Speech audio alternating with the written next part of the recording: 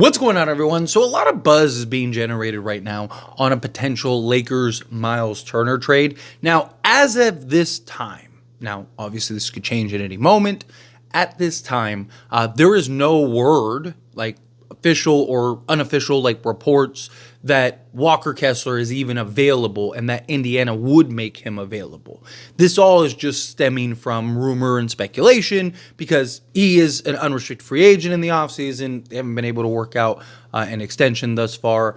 And there's a lot of thought process of like, okay, well, if he becomes available, he's said in the past, right? He said something, and I'm paraphrasing, but something along the lines like, if I was the Lakers, I would trade for me a couple years ago. That might actually be verbatim what he said, but around the lines of that, when the Lakers were trying to trade for him. The Lakers should have probably traded for him. In hindsight, looking back, getting D'Lo, Jared Vanderbilt, and Malik Beasley. Jared Vanderbilt, right, worked. I mean, Lakers made the conference final, stuff like that, but D'Lo, now look, got turned into Dorian Finney-Smith, which is great. I like Dorian Finney-Smith.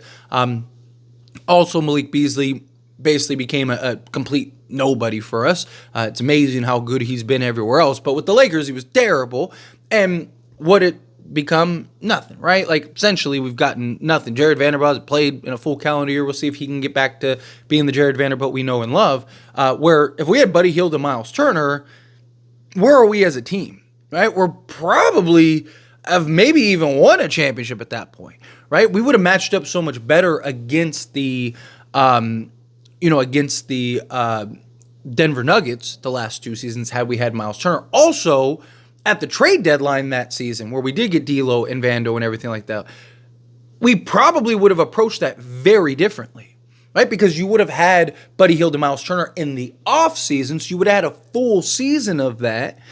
And then the trades, whatever moves, minor moves, whatever that they would have made. Granted, you could argue if the Lakers were really good, maybe they don't make those trades. Maybe they don't make any moves. Maybe they just kind of stand pat. So a lot of like what ifs and questions. Now, if for whatever reason, Myles Turner becomes available between now and the trade deadline, a lot of time between now and then, a lot can change, a lot can happen. At any moment, he could actually become available. I mean, while you're watching this video, he could become available, right? Or maybe news has already came out, right? It happens all the time, right? I'll make a video and then like 20 minutes later, like something I said in the video just got, released. But point is, if he does become available at any point, yes, that should be the number one priority for the Lakers. Now, look, I have talked heavily about perimeter help, how badly the Lakers need perimeter help, and how much I want to see the Lakers prioritize perimeter help over a backup center.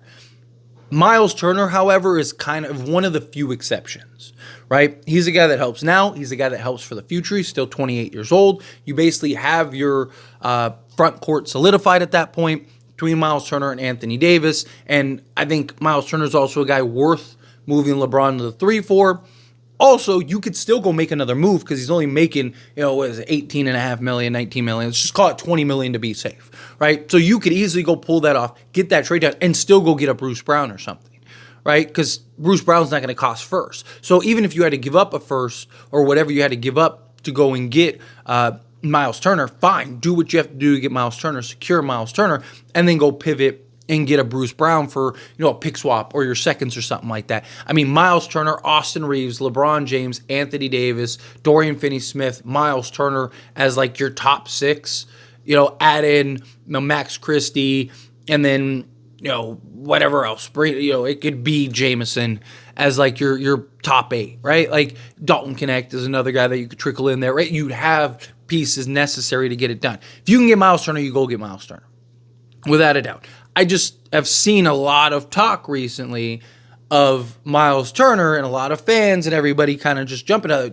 People have asked me, even like, Tyler, what do you think of Myles Turner? Do you think this can happen? I mean, I get it all the time regularly, but it's been a lot more the last like few days or so. And from what I've seen, because I was looking into it, like, is there something afoot? Is there something that I missed, right? Like, and from what I've seen, it's just been people's opinions. Like, if Myles Turner becomes available, Lakers should trade for him, or what would it take to get Myles Turner if he becomes available? It's not like, hey, Myles Turner may be on the trade market. It's nothing like that. Plus, the Indiana Pacers have actually been really good recently. They've kind of figured some stuff out and turned it around a little bit and making a push. So I don't see it, right? chances are they'd probably just work out a sign and trade in the offseason rather than just like letting him go, because he's not going to want to go to a bad team. He's going to want to go to a good team, which probably takes a sign and trade, as we've seen this past offseason, and particularly with the new CBA. So chances are, even if like they go into free agency, Myles Turner's probably not going to be probably not just going to leave for nothing. They'll probably still be able to get something in return. Maybe not as much as they'd get right now, but they'd still probably get something for Myles Turner. So the way they're looking at it is like they'll take their chances. But to kind of go over, the stats of Myles Turner and kind of give you an idea of what he provides. Because, the guy gives you everything, right? He can knock down, he's really a 3-level scorer. He can score around the rim, score in the mid-range, score in the three-point shot. Good shot blocker, defender, him slotted alongside Anthony Davis would just be so tough. Good luck, right? Good luck scoring on the interior with those two guys, manning the middle, manning the paint, right? His ability to stretch the floor, right? You could operate that too big game. It would just be, and you could have both guys, like stagger both guys. Anthony Davis gets the night off. You'd still have Myles Turner. Myles Turner gets the night off. You still have Anthony Davis. It's just be in really good shape at that point. But again, 28 years old too, by the way. But so far he's played 38 games this season, which, by the way, he played 77 games last year, 62 games the year before. So it's a good sign for a guy that, you want to make sure, like, how many games can he give you? But so far played 38 games. He's averaging 31.1 minutes per game. He's shooting 48.8% total from the field on 11.2 attempts. He is shooting from three-point range on 4.9 attempts. So basically 5 attempts. He's shooting 38.5%. So almost 39% from three-point range on 5 attempts. He is shooting 57% from two-point range on 6.3 attempts. He has an EFG of 57.3%. He's shooting 73% from the foul line. He is a career 77% guy, so hopefully he can pick that back up. He's averaging 7.1 rebounds, 1.5 assists, a steal, and 2 blocks per game, along with 15.1 points. So 15, 7, 2, 1, and 2 is what he's giving you while shooting 39% from three-point range. Again, that's everything that the Lakers need, right? Like, you still need, I think, some perimeter help. But like I said, you go get a Buddy Hield, right? Not a Buddy Hield, Bruce Brown. There we go. I'm just thinking Buddy Hield, Myles Turner, right? And look, again, we know Myles Turner wants to be a Laker or has expressed interest in being a Laker. Could that have changed, though? That's something else you got to keep in mind, right? He wanted to be a Laker 2 seasons ago now, and the Lakers didn't go trade for him. Jeanie vetoed that trade. Jeanie said no and wanted to see what Darvin Ham could do with Russell Westbrook. Otherwise, we would have had Myles Turner. Now, we had a very similar situation happen with a guy named Paul George, where we could have went and traded for him, and we didn't because it didn't make any sense to trade for him. It made sense to just sign him outright and then trade for Anthony Davis. But Paul George got into his feelings, and he ended up spurning us, sticking with the Thunder, and then like a month later got traded to the Clippers. So we've seen this happen before. Now, Paul George and Myles Turner are very different people, very different players. He might not care. He might just say, hey, if I'm on the Lakers, I'm on the Lakers. I don't care. That is a very real possibility. He might not hold any, ill will or, be upset or bothered by any means, but it is something to think about. Last thing you want to do is go trade for him and then he leaves in free agency, right? Last thing you want to do is go trade a first or maybe even both your first to go get Myles Turner. He comes in and you're basically just renting him for the rest of the year. He ends up leaving and now you're stuck.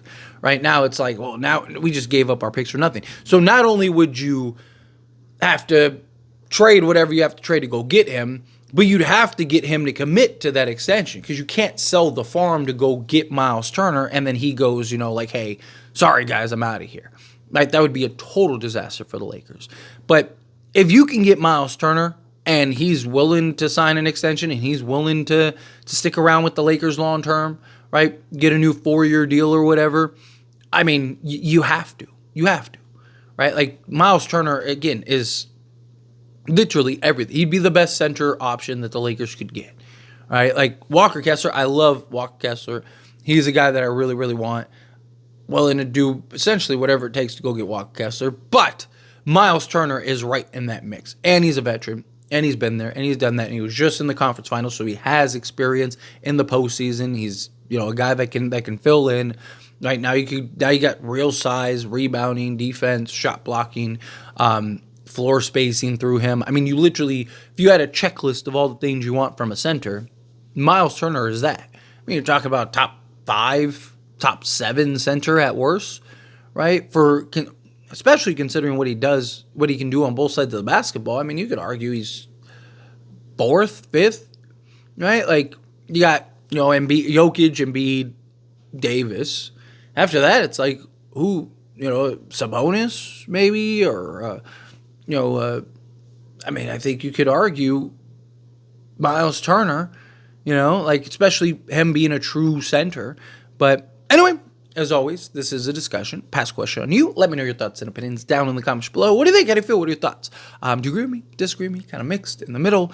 Again, I want to be clear that, as of right now, as it stands, again, things can change, but there aren't any reports that he's available, right? So just something to keep in mind. But anyway, again, how do you feel? Whatever your thoughts are, I'd love to hear it. Let me know down in the comments below. That being said, if you haven't liked this video, hit that like button. Helps me a lot. So we enjoy these types of videos, and I truly appreciate it. Not subscribe channel, hit that subscribe button. Turn on the bell notifications. Appreciate y'all. See you in the next one.